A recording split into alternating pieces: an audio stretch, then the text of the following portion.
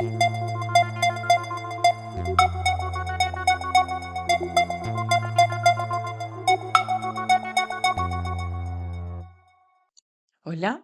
bienvenidos a Royal con Queso. En este nuevo capítulo voy a hablar de La Buena Letra de Celia Rico y de Sinners de Ryan Coogler.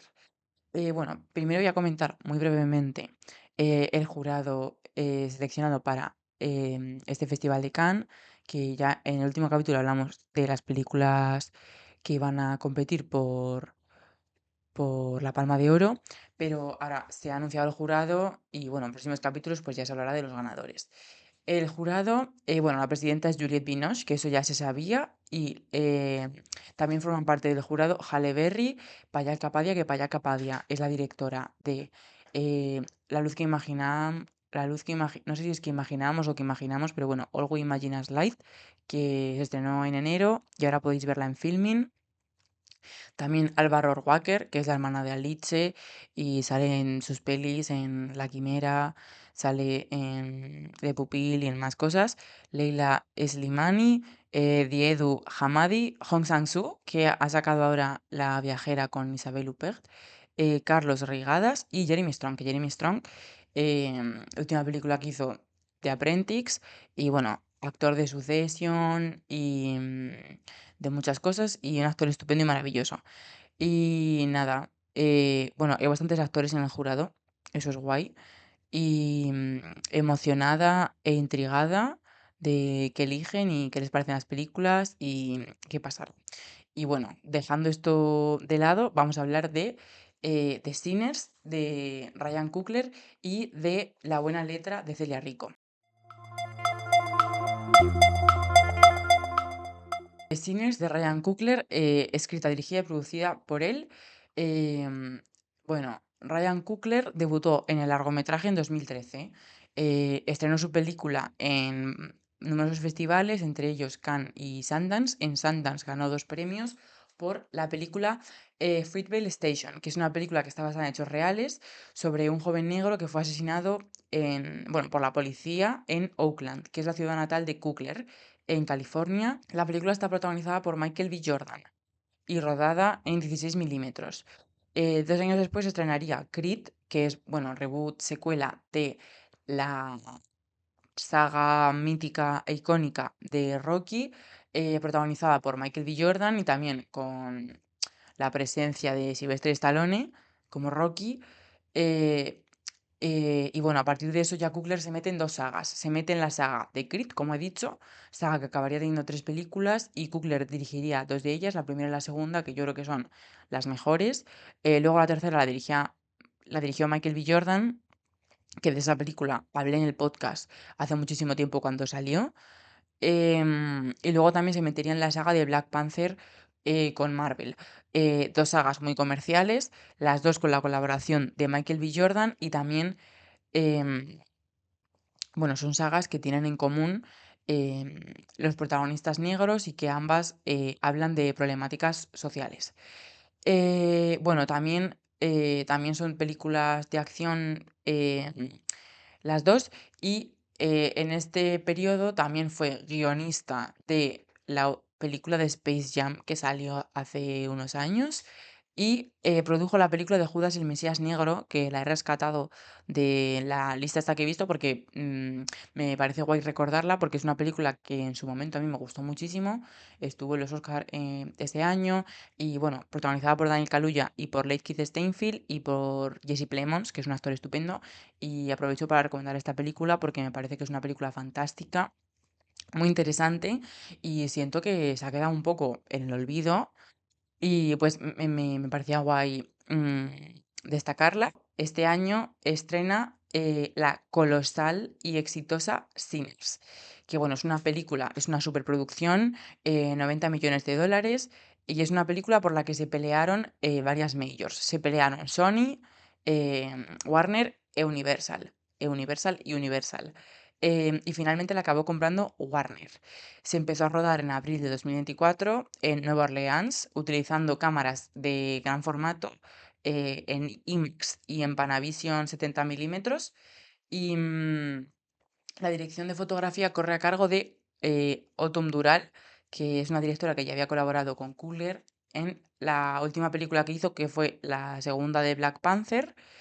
Y bueno, también ha hecho varios proyectos con Gia Coppola, entre ellos Palo Alto y Mainstream. Y bueno, la película también tiene otro colaborador con el que ha trabajado más veces Coogler desde su primera obra y que también ha trabajado mucho con Nolan, que es Ludwig Göransson, que es el compositor de la música.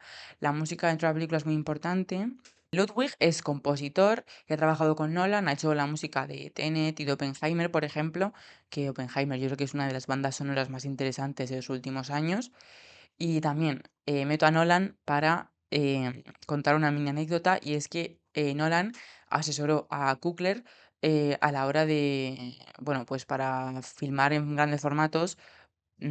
Coogler se apoyó un poco en Nolan porque Nolan con Oppenheimer rodó también en gran formato y aparece en los agradecimientos de los créditos. Y bueno, me parece interesante recalcarlo.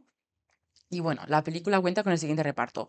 Michael B. Jordan, dos veces, porque hace de dos gemelos, que bueno, esto se ha hecho como muchas veces, lo ha hecho Lindsay Lohan también cuando era pequeña, pero sí que creo que es una cosa como muy complicada de hacer, porque claro, estás interpretando a dos personajes diferentes, pero tú eres una persona y estás como actuando de repente con un doble, es como algo muy raro que tampoco sé cómo se planifica, no sé si lo ruedan dos veces o cómo se hace, no me he informado, pero vaya, Michael B. Jordan es un actor estupendo y pues trabaja y aporta un montón de capas y como un montón de matices a cada personaje, que son gemelos y tienen cosas en común, pero son dos personas con unas personalidades muy, muy marcadas, que eso también se indica con el vestuario, con la gorrita que lleva cada uno y así.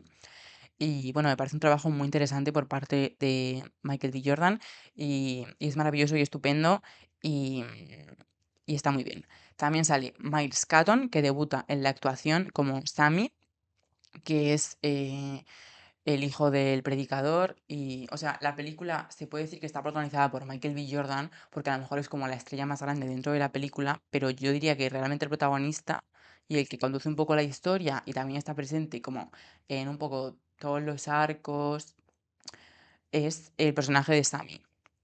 Luego también Hailey Steinfeld, que hace de la novia de uno de ellos. Y bueno, luego tiene un papel que luego deriva en X, que después nos meteremos en eso, pero también está súper guay.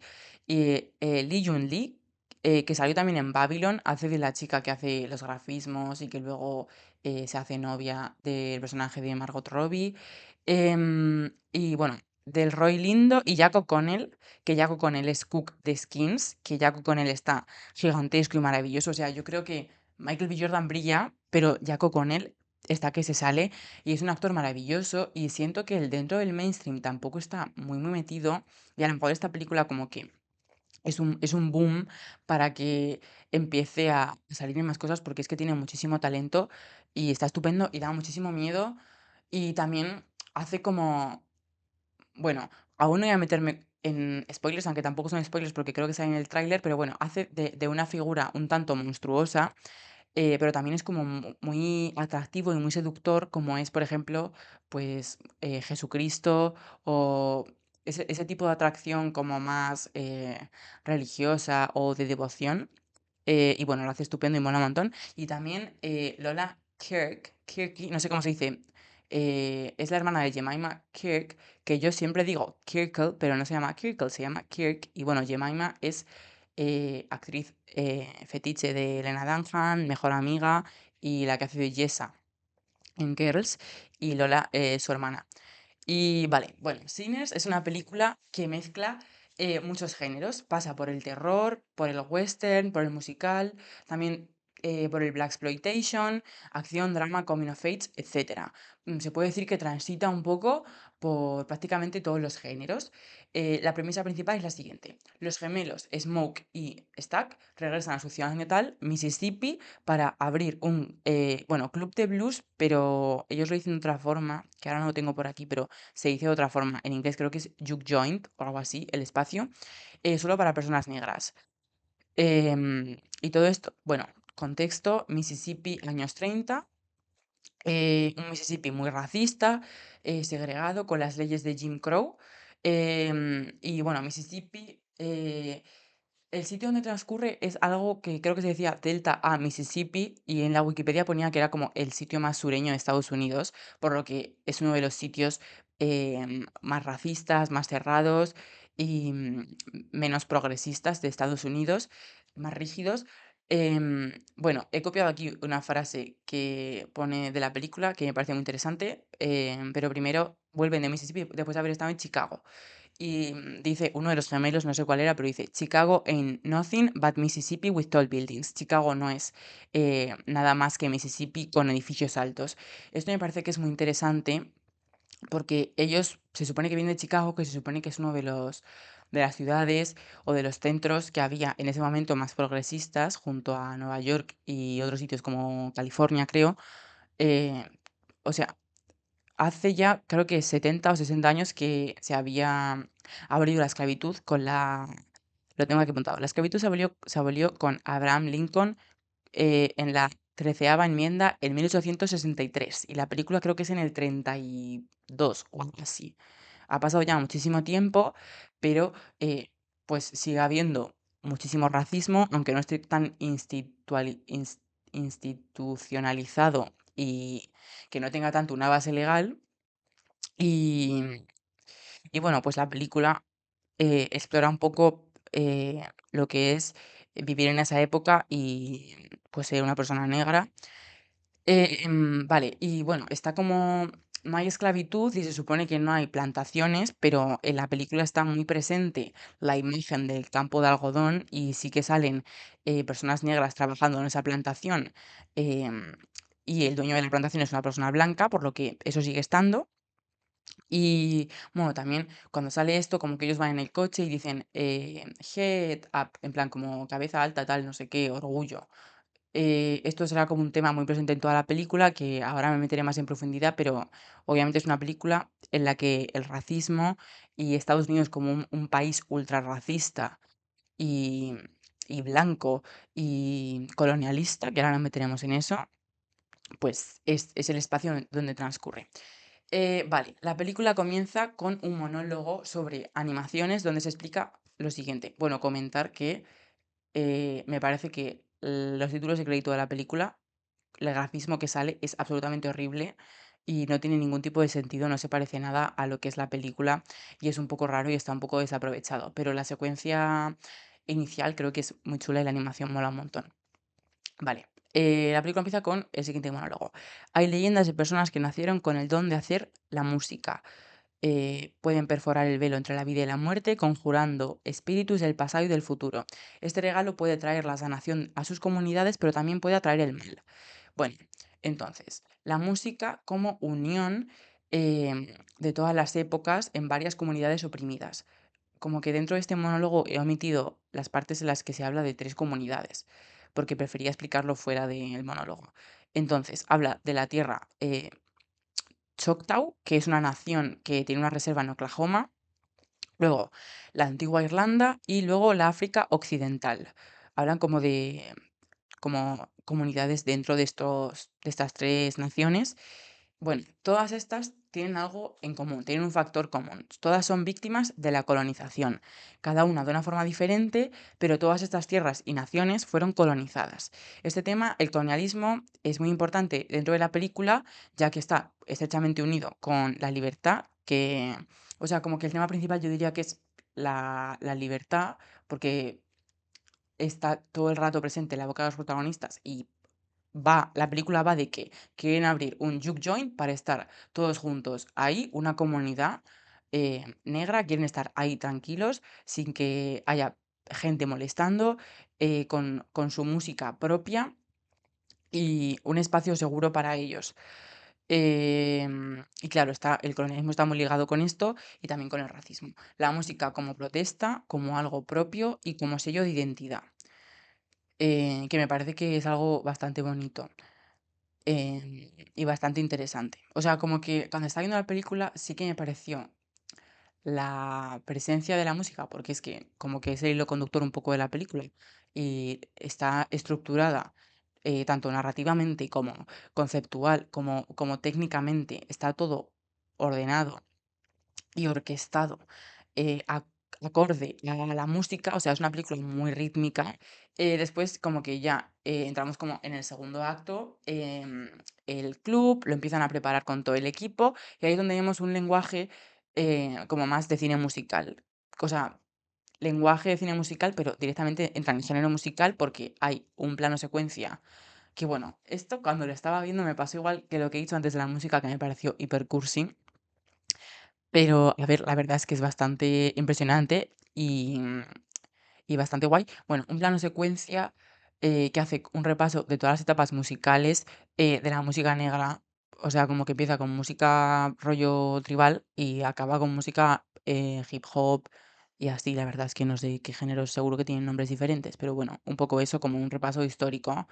Y claro, está el constante recordatorio de esto, de que la música es algo que está desde el año cero hasta el año, mucho, 1000, 2000 o lo que sea. Vale, la película tiene un montaje muy rítmico, como he dicho, y se apoya mucho en la música, alimenta mucho la imagen y la narrativa con esto. Luego ya, cuando están en el club y ya abren, ya entra más el misterio primero y luego ya a saco, terror y fantasía. Y ya se introduce el elemento sobrenatural, que ya se ha introducido antes, cuando se presenta al personaje de, no me acuerdo, de Garnick, creo que se llama, bueno, em, de Jack O'Connell. Pero hay un momento muy marcado en el que la película ya definitivamente se convierte en un festival de sangre y de violencia, con un tono más oscuro, pero sin perder la comedia que está presente durante toda la película, que esto la hace como bastante ligera y entretenida, y siempre apoyándose en la música. En el tercer acto vuelve al western y hay reminiscencias de blaxploitation, de cine también de venganza más genérico. Y bueno, explora todos estos géneros con bastante soltura y con organicidad. Consigue no perderse, o sea, consigue ser una película eh, con cohesión y con sentido, pero saltando de cosas que no tienen mucho que ver la una con la otra y que les quede estupendo. Y eso creo que es un logro mm, muy, muy fuerte y bueno, de enhorabuena, y muy conseguido. Bueno, aparte de esto, bueno, y también consigue no perderse, pero también consigue mantenerse arriba, porque es que es una película, es muy intensa y es muy emocionante por partes iguales, porque, como he dicho, tiene temas súper serios, pero también no deja de ser una película muy entretenida, de acción y de vampiros, pues con sangre, con peleas, con sexo, que tiene mucho sexo la película. eh, no sé, o sea, como que Coogler demuestra maestría y demuestra que puede dar em, un poco de todo, haciéndolo súper bien y mandando un mensaje y estupendo. Y bueno, también para todos los gustos y para todos los paladares y apetitos, esto pues me refiero a que si eres una persona pedante y si eres una, también si eres una persona que ve películas y cuando ve películas no espera que estas películas le hagan luego reflexionar mucho, pues creo que si eres o una de, o sea, si eres X o Y de esas cosas que he dicho, la película te va a gustar y la vas a entender perfectamente y va a estar entretenido. O sea, como que sí que siento que luego sí que puedes tener como un regustillo de que puedes llevarte cosas a casa y pensarlas, pero creo que durante la película, a través del montaje y de la historia, eh, se transmite bastante la historia y los temas de una forma como muy fácil y para todos los públicos un poco. Em, Así que creo que eso es muy positivo porque acerca la película a todas las audiencias y pues no escatima. Esto también creo que es un arma de doble filo, esta claridad, porque a mí personalmente me resulta un poco cansino el constante recordatorio a través del montaje de secuencias anteriores. Es decir, entramos en el segundo acto y pasa algo fuerte y nos recuerdan, sacando otra vez una escena, pues algo, por ejemplo, del ajo o cosas así que salen como de una cosa que vimos al principio de la película, tienen que meterte esa escena después para que te acuerdes.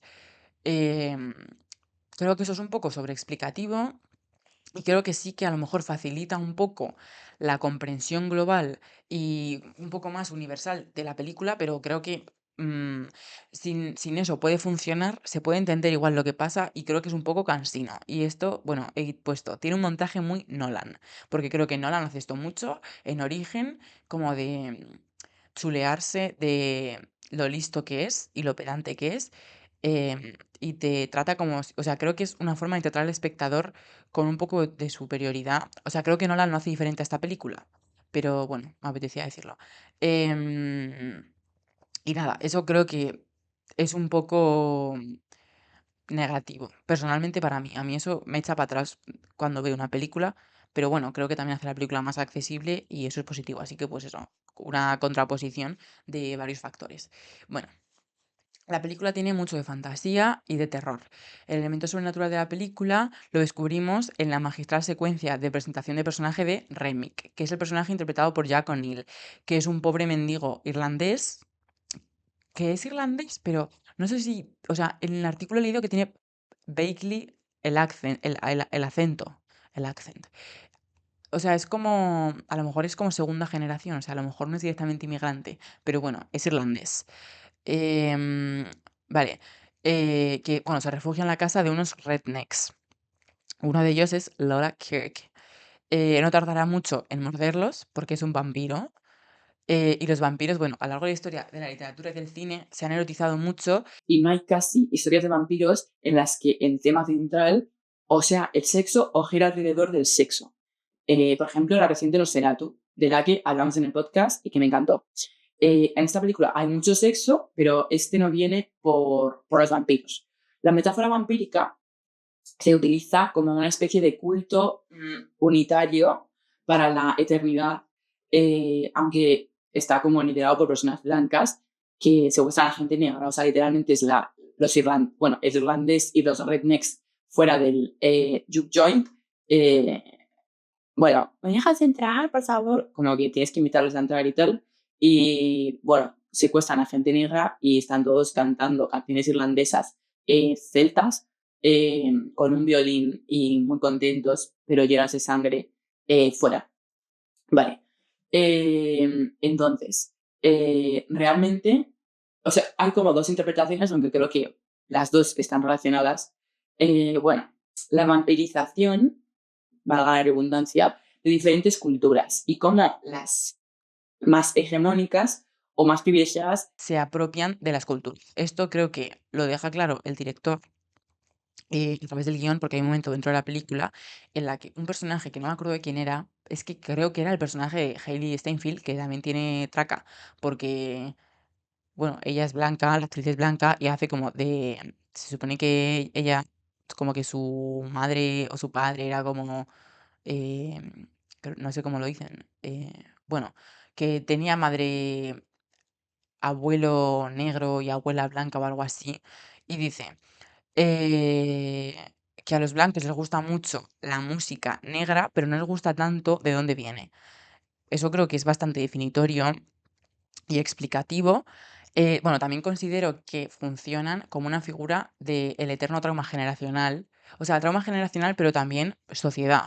O sea, eh, cosas que permean y que se quedan para siempre. Pero bueno, es un poco como cosas que se quedan ancladas del pasado. Permea y permanece. La esclavitud se abolió hace 70 años dentro de la película, pero aún está muy presente. Los muertos vivientes que vienen al juke joint de Libertad de los Gemelos son ese recordatorio constante de la presencia del racismo estructural y la desigualdad a la que se enfrentan estas comunidades en la actualidad. El juke joint, que no lo he mencionado, se lo compran a un tipo del Ku Klux Klan. Está en un espacio que antes, no sé si formaba parte de una plantación o lo que sea, pero bueno, está presente por todos lados la hegemonía y el opresor dentro de la película. También me resulta muy interesante que el villano central no sea un blanco sureño del Ku Klux Klan, que sea un inmigrante irlandés, porque como he dicho antes, dentro de Irlanda también hubo una colonización, sí que fue diferente a la que hubo en países como África y como Asia, pero en Irlanda hubo muchísimas hambrunas y también, pues, una cultura se impuso sobre otra, la cultura de los ingleses. Y luego también muchísimos irlandeses, se trasladaron, bueno, inmigraron a Estados Unidos para buscar trabajo y una vida mejor, porque las cosas estaban muy mal en Irlanda. Esto pasó durante mucho tiempo. Hay una película que se llama Brooklyn, de Saoirse Ronan, en la que se habla de esto, aunque creo que están como un poco más avanzados, o sea, creo que es después de la Segunda Guerra Mundial, eso es después de la Primera. Pero bueno, creo que es muy interesante y creo que le aporta mucha profundidad y mucha complejidad tanto al personaje como a la historia. Porque es un poco, no es directamente como el más malo malísimo que se te puede ocurrir en una situación así, que sería el tipo este asqueroso que lo sale y lo tiene su escena y tal. Pues eso, del Ku Klux Klan, sureño, los gapitos y pues que probablemente su padre tuviera una plantación. Es, eh, es una persona joven y es una persona que viene de otro país. O sea, creo que es interesante y no sé, creo que también es eh, muy, no sé, como algo como muy original y muy novedoso para una película tan mainstream y tan exitosa, porque la película está ganando muchísimo dinero y le está gustando a mucha gente y eso es muy positivo. Y me gusta mucho. Me gusta mucho que películas así hagan mucho dinero, movilicen a tanta gente, que tanta gente esté yendo al cine y que tanta gente esté entendiendo la película y que la estén disfrutando. Y bueno, es un petardazo muy interesante, muy bien rodado, puro entretenimiento y cada segundo y cada frame pues tiene muchísimos mensajes y, y es que está hecho con gusto, con maestría y, y bueno, pues también con mensajes y política, que es muy importante. Y nada, recomiendo que veáis Sinners, está en el cine actualmente y no os la podéis perder porque es muy divertida, muy entretenida, da mucho miedo y mola un montón. La buena letra, película dirigida por Celia Rico y coescrita junto a Rafael Chirves, que es escritor de la novela con el mismo nombre, publicada en 1992 por Anagrama. La dirección de fotografía corre a cargo de Sara Gallego Grau, distribuida por Caramel Films, se presentó en el Festival de Málaga y cuenta con las interpretaciones de un reparto maravilloso que, bueno, creo que la película destaca por muchas cosas, pero creo que una de ellas es la dirección de actores. Creo que están muy bien dirigidos y creo que es un reparto maravilloso. Y bueno, son Loreto Mauleón, Roger Casamayor, Enric Auquer y Ana Rujas. Es la cuarta película de Celia Rico que, bueno, viene de hacer Los Pequeños Amores, que se fue estrenada el año pasado y está en filming. Vale. Bueno, la película cuenta la historia de Ana, que vive con su suegra, con su marido y con su hija en una casa en Valencia, durante la posguerra española. Esta fue una etapa de muchísima pobreza y esto lo hemos reflejado en la película. La cotidianidad de la pareja se ve afectada cuando Antonio, que es el hermano de Tomás, que es el marido de Ana, regresa después de haberse, bueno, estaba dado por muerto, regresa a casa con su nueva mujer, que es Isabel, interpretada por Ana Rujas. Bueno, así como titular, la película está rodada con mucho gusto y con mucha delicadeza.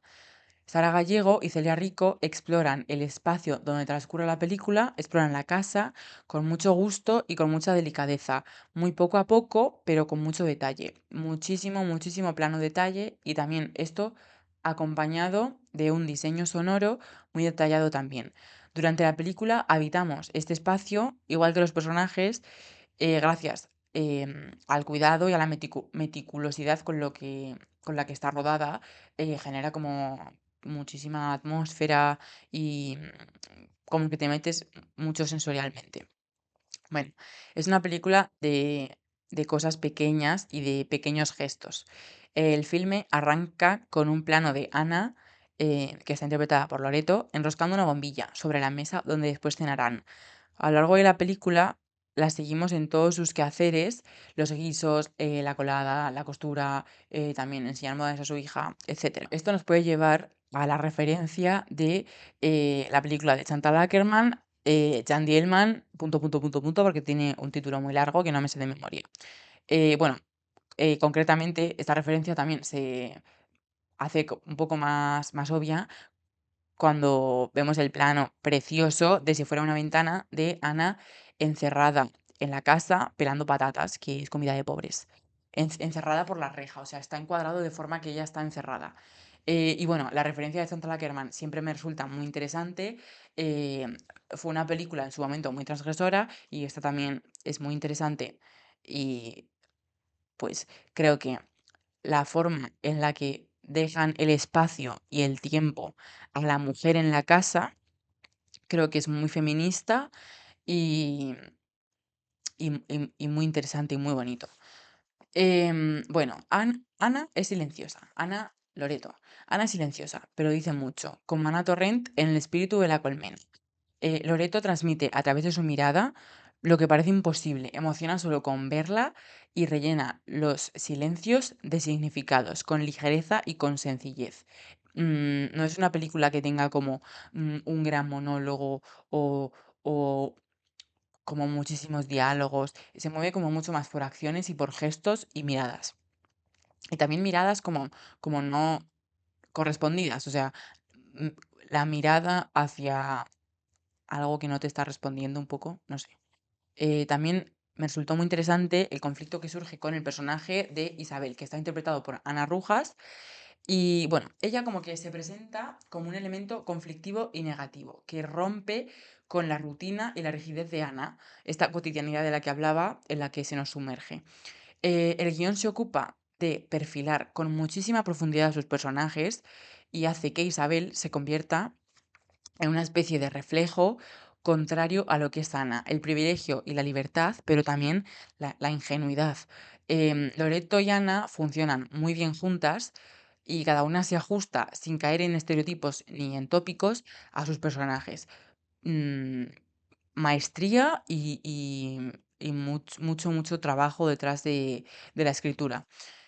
También Ruller está fantástico. Bueno, Ruller es el que hace de Enric barra Isaías Puigbaró en La Mesías, que la volví a ver hace poco y es fantástico y es maravilloso. Y me gusta verle en otra película porque solo le conocía de La Mesías. Pero bueno, actor genial. Vale, bueno, me recordó por momentos a el trabajo que hizo Paul Mescal en After Sun, que es una referencia como a lo mejor un poco genérica, pero creo que es concreto en cuanto a la mirada y la melancolía y la soledad y el dolor que transmiten tanto Paul Mescal en After Sun como Ruller en esta película, que son películas que no tienen nada que ver, aunque sí que tienen un poco que ver en delicadeza y cuidado, y que son las dos películas fantásticas y estupendas. Y bueno, un hombre de muy pocas palabras. Es que por eso digo que la edición de actores está tan bien, porque es que no son. Estos dos personajes protagonistas no son personajes que tengan mucho diálogo, tienen más diálogo los personajes más secundarios de el hermano y la mujer. Ellos se comunican a través de miradas y de gestos y de cosas súper diminutas, pero que vienen cargadas con una emoción y con pues como muchísimas cosas que es que me parece que es alucinante y que es de destacar. Y no sé, también debería de haber una categoría en los Goya o en los Oscar, o sea, relacionada con la dirección de actores, porque creo que la dirección son muchísimas cosas, o sea, la dirección lo es todo, es como el filtro de todo, que cada departamento hace su trabajo, pero dirección es la que coordina y la que elige y la que marca el tono, etcétera. Pero creo que películas así hacen que se valore y se vea lo que es la dirección de actores, que bueno, yo creo que es algo dificilísimo y creo que esta película brilla en parte por eso. Em, vale, bueno, es una película, como he dicho, de pocas palabras, de muchos silencios, muy bien llevados, em, más de acciones que de diálogos y con picos muy puntuales de emocionalidad que no está nada forzada, como la secuencia del baile. Bueno, ahora mismo me viene Los destellos de Pilar Palomero, que también creo que es una película que habla de un tema complejísimo y durísimo, como es los cuidados paliativos para una persona que se está muriendo, pero lo hace mm, sin ponerte como escenas lacrimógenas o una música de piano o cosas súper típicas, lo hace de una forma como muy sencilla, em, o sea, no objetiva ni fría, pero sí desde un punto de vista, pues, que no manipula al espectador y que no le obliga a sentirse de ninguna forma. Simplemente le deja que esté ahí y que piense por sí mismo y que pueda sentirse también como vea. Y creo que eso es muy difícil y creo que eso es a valorar mucho. Y es una secuencia preciosa, preciosa, que se va a quedar en la memoria durante mucho tiempo. Considero que es un enorme acierto armar el montaje de forma capitular y estructurándolo en función de los títulos Ana y, Ana y, Ana y, Ana y, Ana y. Ana y los cuidados, Ana y en la relación que tiene con todas las personas de la casa, todas las personas de las que se ocupa. Ella está para todos al mismo tiempo que se ocupa de la casa, pero ni siquiera considera ocuparse de ella misma. Es una mujer para otra gente, está dedicada por completo a los demás. Bueno, película de la posguerra situada en Valencia, que esto me parece que es algo muy original y inusual dentro de, pues, de este periodo histórico, de las películas que se han hecho de este periodo histórico. Son películas que suelen rodarse más en la España del interior y nunca con el mar presente. Creo que el mar es un elemento también fundamental dentro de la película, el mar como el azul, lo que decían al principio en la carta de el azul lleno de lágrimas, tal, precioso. El azul, la tristeza, pero también la representación de la libertad, que miran Ana y Tomás cautelosos desde la orilla. Las playas valencianas, que retrató tantas veces el pintor valenciano Joaquín Sorolla, el cual sirvió de inspiración para Sara Gallego en la fotografía y en la paleta de color de la película.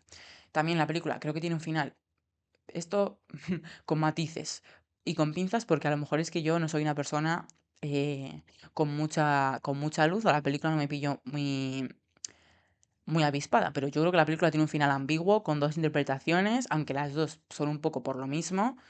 Y creo que es muy doloroso, eh, es un golpe em, durísimo, un cierre magistral y precioso. O sea, creo que es una película que está llevada de forma maravillosa.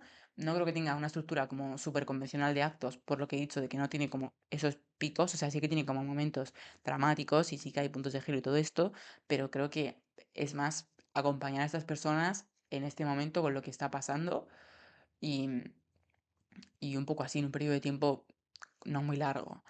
Creo que es una película maravillosa, imprescindible, hiper necesaria, política también como Sinners. Hoy las dos películas con mensajes y con temática social y política, que está súper bien. Y bueno, podéis verla en los cines. Se estrenó el miércoles y es fantástica, maravillosa y la verdad es que eh, no se me ocurre ninguna pega. O sea, es una película de 10 para mí y, y maravillosa. Y la recomiendo mucho. Y nada, después de esta intensidad, em, cerramos este capítulo. Espero que os haya gustado. em, Nada, ir al cine a ver Sinners y a ver La Buena Letra. Maravillosa, fantástica, estupenda. Y también, bueno, hay muchas películas ahora mismo para ver en el cine. La verdad es que hay como 6 películas ahora mismo que quiero ver. Y nada, estupendo, todo, muy bien. Y nos vemos en el próximo capítulo. Adiós.